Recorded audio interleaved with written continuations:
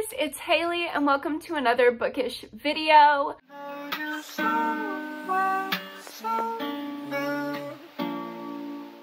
Today I'm going to be going over my September wrap-up, and before we get into the video, I just want to say that I'm sorry this video is kind of late into the next month, and I'm sorry if I seem a little bit off in this video. I have been going through a lot of really heavy just health stuff, so I'm not feeling 100%, but I still wanted to get this video out for you guys and tell you about all of these 17 books that I read in September.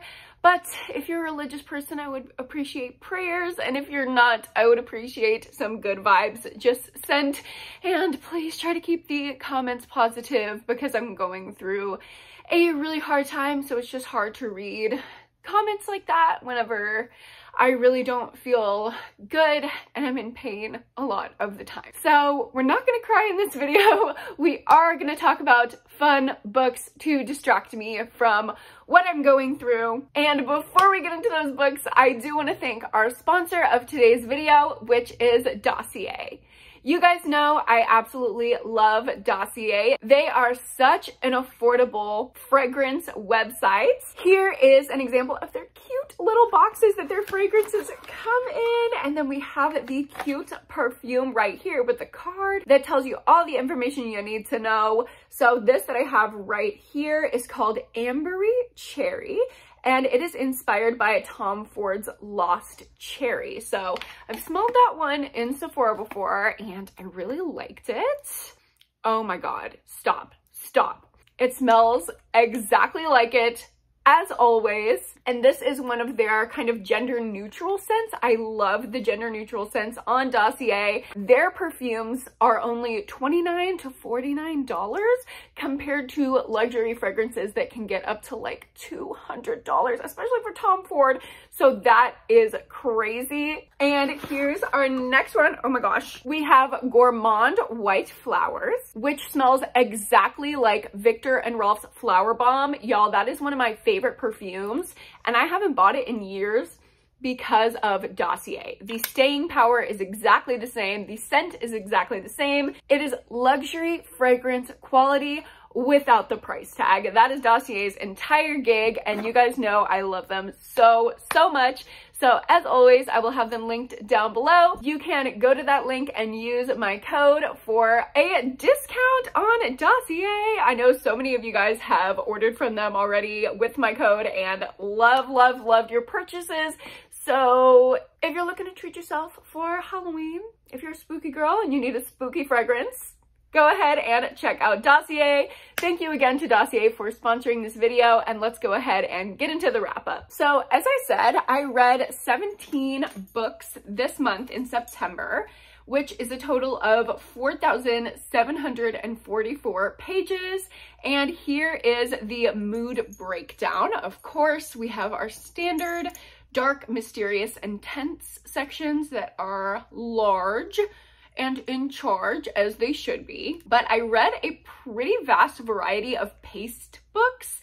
I had about half that were fast-paced, half that were medium-paced, and then a little bit in there that were slow-paced. I read 7 books under 300 pages, and the rest of the 10 were between 300 and 500 pages. I read 1 nonfiction book this month, just the one, but hey, it counts. That's big for me. And here is my genre breakdown. Of course, thriller, horror, and LGBT books are always going to be my top 3. As for star ratings this month, I had an average of 4 stars, which I feel like is great. It is so good for me to have an average rating that's a 4-star. That means we didn't have any 1 stars this month. I had 2 2.5 stars, 1 3-star, 2 3.5 stars, 7 4 stars, and 5 5-star books. And this is how I read those pages throughout the month. It was pretty steady until the 22nd. I don't know what I had going on the 22nd, but girlie did not read for a few days until the 26th, and then I read a lot. So those are all of my stats. Let's get into the book reviews, starting with my least favorite and working my way up to my most favorite book of the month. So first out, we're going to start with the 2.5 star books. The first one I have here is I'll Be You by Janelle Brown. This is a new release thriller about a set of twins who switch off and pretend to be each other throughout their lives, and it comes extra in handy years later when one of them is trapped in a cult and the other has to break her out. An added interesting element in this book is that the set of twins is there were like child stars growing up. They were in a sitcom and they played the same character, kind of like the Olsen twins on Full House. So that was a cool element for me. But overall, I just thought this book was really average. So I gave it an average rating, 2.5. It was forgettable, right down the middle. Not horrible. You know, I didn't hate anything about it. I pretty much enjoyed my reading experience, but it wasn't notable, and I don't think I'm gonna remember anything about it by the end of the year. And my other 2.5 star book was Welcome to Smileyland by Spencer Hamilton. I really loved parts of this book. It is a super short slasher novella about a group of people who are drawn to this broken down, decrepit amusement park for all different reasons, and they end up getting picked off one by one by this evil, smiley face character that is the mascot of the amusement park. You guys know I love horror books that are slashers and set in some kind of carnival setting, and I absolutely loved those elements, but there were just a couple things that didn't connect for me. Let's start with the stuff that I did like though. The setting was wonderful. It had all those quintessential scenes that I'm looking for. Popcorn and roller coasters and people getting drowned in a lazy river. And the gore, the actual kills, was so great. So intriguing, so visceral, great descriptions. I loved it. And I absolutely was obsessed with the LGBTQIA rep in this book. It was so great to see such a vast, wide range of representation in these main characters.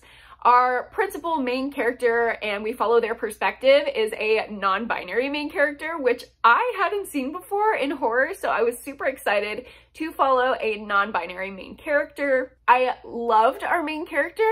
Their perspective was really unique. They were kind of like this outsider, new kid to the school, so we kind of got all the dish on everyone else in the friend group from their outside perspective. So those are the things that I enjoyed, but there were quite a few things working against this book as well. The writing style really was not my favorite. It just didn't have fluency to it. It felt very stilted and more of a telling rather than showing writing style. And I think there were too many directions for such a short, concise, to the point kind of slasher. Nothing was really explained and it was really confused. It was like, are there speculative elements? Is this person the killer? Is it this person? Wait, why are these people here? Like, there was just a lot going on that was really confusing and never fully explained. It was too much for not enough book. So nothing had the chance to be fleshed out. But also the biggest piece that made me want to move this from like a 3.5 3-star to a 2.5 right down the middle was the mom's voice. Our main character had their mom's voice in their head kind of to use as motivation to fight through this horrifying experience, but the mom's voice was like weird to me. I don't know. The amount of times that the mom called the main character baby instead of their first name was just so weird. Like, obviously a mom will be like, come on baby, you gotta fight through this, let's go, you got it, me and dad taught you how to blah blah.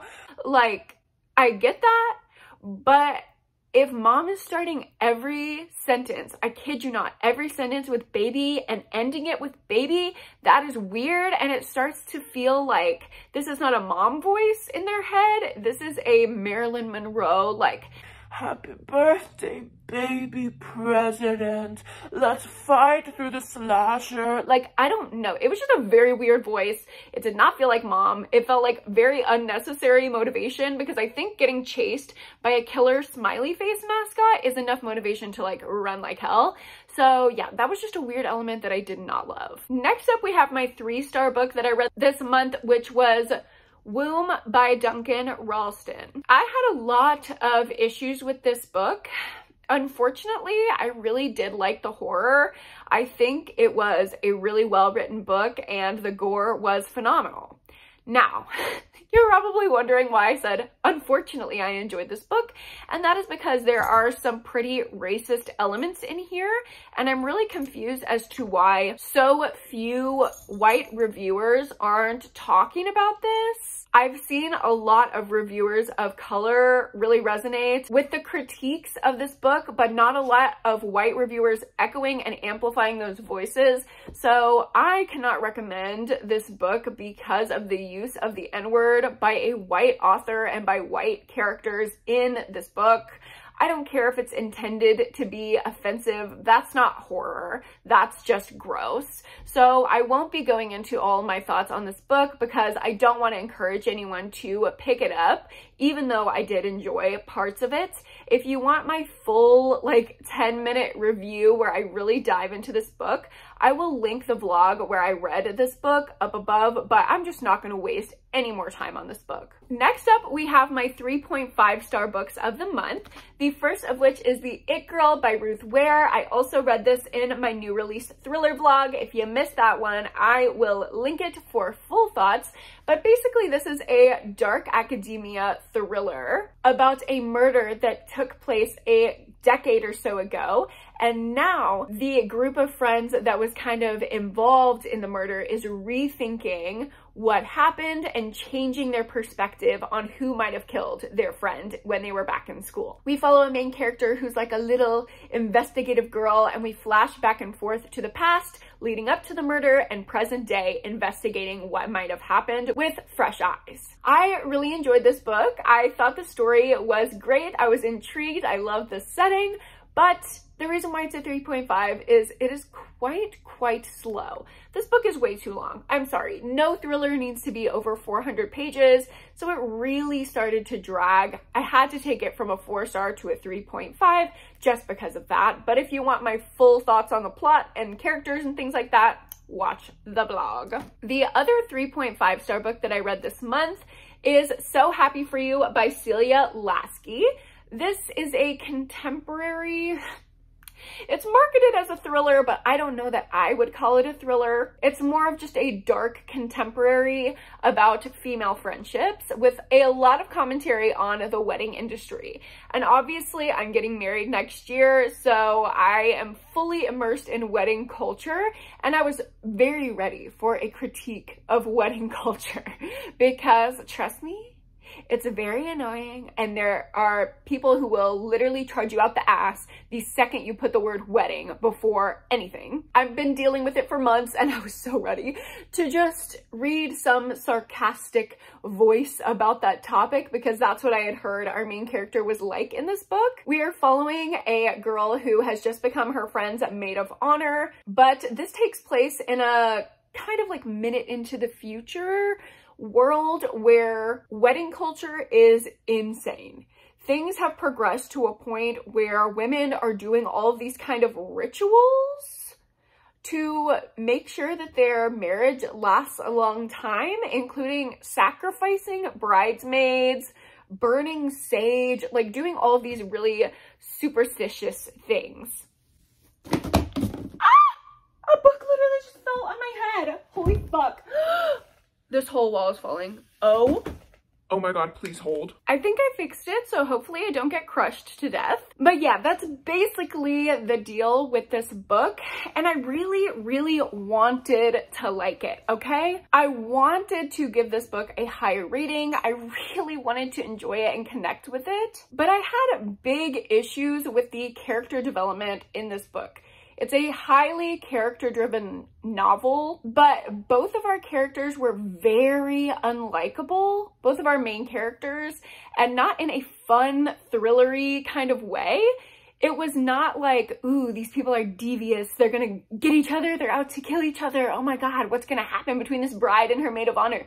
It wasn't fun, unlikable. It was like, both of these girls were literally insufferable. It felt like the author put no nuance into these characters and just took a girl from one side of the spectrum and the other side of the spectrum, like the two most extreme perspectives you could have on marriage, and put them in this book, which I love a hyperbolic main character. I love a little bit of a caricature, but for me, it just felt really lazy because there was absolutely no nuance, and I need that in a character-driven novel. I'm all for unlikable characters, but the underlying commentary that made these characters unlikable just felt plain mean and judgmental on both ends, and it just wasn't fun to read. I felt a lot of the author's rage coming through the pages of the book, and it was not fun. It was like we were being told by the author what we should like and how we should think about the wedding industry, instead of giving nuance and letting the reader come to their own opinion. It was really, really frustrating to be told that I should like and feel empathy for this person who is in the right when I so viscerally disliked them. It just felt very, very condescending and judgmental. There was very little kindness in our main character especially, and there was no development with that piece of her. It felt like our main character got proven right at the end of the story and almost got rewarded for being a judgmental bitch. It was so backwards to me. There was just no room for empathy, compassion, or nuance in this book. And maybe it's the therapist in me, but I just don't like to read books with that kind of perspective. I did enjoy the storytelling and the campiness of this book. I also really liked the way that these two characters, while they were so opposite, kind of represented these two different influences on modern femininity, but those aspects that I enjoyed just didn't quite outweigh the bad for me. I think if this book would have had a little bit more editing, maybe from someone who had a different perspective from the author, it really would have been improved, but it's definitely not a bad book. I think there are some people who are really gonna like this, especially if your own views align with the main character. Next up, let's get into all my 4-star books. First up, we have Tastes Like Candy, which is another carnival horror. It is a YA slasher novel that follows these senior girls as they do a scavenger hunt in the town carnival after hours, and they get picked off one by one. This one was not too deep. It was just so much fun. It was also featured in that horror vlog that I linked, so if you want my full thoughts on what I loved about this book, you can go check that out. Also featured in that vlog was Dirty Heads. I absolutely love this book. It was so good. Oh my god, this book was so good. We follow a boy through a horror novella, but it's as if internalized homophobia is the monster in this horror book. It is so good. If you like LGBT horror, you're gonna love this one. The only reason why I gave it a 4-star is because there wasn't enough of it for me. It was too short and I wanted more. I just wanted more development. I feel like we scratched the surface and we could have gone so much deeper. I also gave 4 stars to the Black Phone story collection by Joe Hill. If you're one of my top tier patrons, you already heard all about this and saw me do the book to movie comparison. That was my Queen exclusive video on Patreon this month. If you want to join and watch it, as always, my Patreon link is down below. But for those of you who haven't heard, I really enjoyed this story collection. There were quite a few that I think are 5-star stories, including 20th Century Ghost, Pop Art, The Black Phone, The Cape, Last Breath, and Deadwood. Those are my favorite stories. If you're looking for a short story collection to read around Halloween, or you like horror short story collections, this is a great one. Next up, I want to talk about Love on the Brain by Ali Hazelwood. This is the one romance I read this month, and I absolutely loved it. It wasn't quite on the level of The Love Hypothesis for me, which of course is like my favorite romance of this year, and it felt like a little teeny bit of a copy paste of that book, but I just love Ali Hazelwood's writing style so much that I almost didn't care. We are following two scientists. Obviously they work in STEM and they both get a job at NASA working on the same project together. However, when they show up, they realize that the person they have to be working with is the arch nemesis that they had from grad school. Now, of course, our female main character thinks that they were nemesis. But our male main character has actually been denying his feelings for her and pining for her all of this time. So of course they fall in love over their work in the STEM field. And for me, I think the reason why I didn't love this one as much as The Love Hypothesis is there was a lot of science, okay? I did not sign up to learn about space, okay? I want to learn about love. And this one just didn't hit like The Love Hypothesis.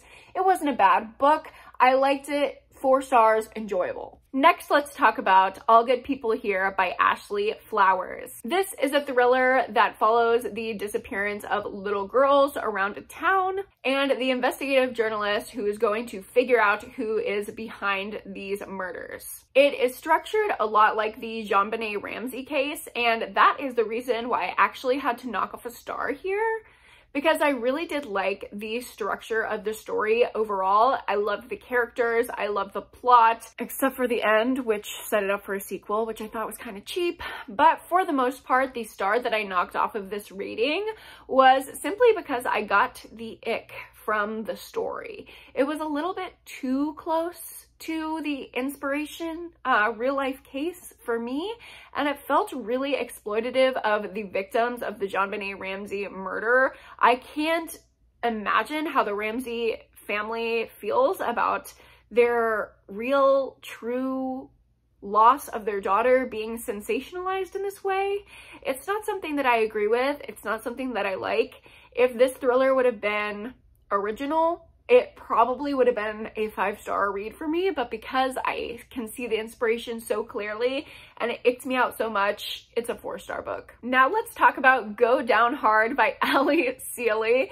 This one was so fun. It is a little horror book that I found on Kindle Unlimited. I originally got the recommendation from Cat Chats and I absolutely love her channel, but this is a book about 2 serial killers, a male serial killer and a female serial killer, who end up moving next door to each other and finding out that they're both killers. And the whole story revolves around them in their tension. We don't know basically if they're gonna fuck or if they're gonna kill each other. And the whole story, we're trying to figure out what's gonna happen between them. Are they gonna team up? Are they going to have this battle to the death of like who's the better serial killer? Yeah, I don't know. It's very weird. It's very dark. It's not for everyone, but for me, I loved it. It was so fun. I think if you're a fan of something like the Mindfuck series or the Girl in 6E series, you will love this book. And those are the only people I'm going to recommend this book to because it is very weird. And my last 4-star book of the month was Notes on an Execution by Danya Kukafka. In this book, we are learning the story of how a man ended up on death row through the lens of the women that he's come into contact with throughout his life, including his mother, a girl that he grew up with in a home, like a foster home situation. Which tells you a little bit about the mother. And a female detective who was trying to catch him. This story was very gripping, very intriguing. It was structured super well. It was just a smart book. Like, I can tell this author is really, really smart. I thought the characters had so much nuance. It was so great. And I know you're probably wondering, well, then why didn't you give it 5 stars? Despite this book's greatness, I kept falling asleep while reading it. It was just heavy, okay? It was a lot to take in. The writing was pretty dense. It was slow paced. It's character driven, okay? Not a lot's going on. And look at this teeny tiny ass font. Yeah, it was just a little bit of a slog to get through for me. It took quite a bit to get through this one. And while it was worth the journey, it just didn't give me that 5-star feeling for that reason. And finally, let's go over my 5 5-star reads of the month. starting with Night of the Prowler by John Athan. This was by far my favorite book that I read in my horror vlog this past month. It is a classic slasher about a guy who escapes this insane asylum and he's going on a rampage around the town. And we are also following our cutie girl who works at the convenience store alone on a night shift as she tries to survive the night while this killer is on the loose.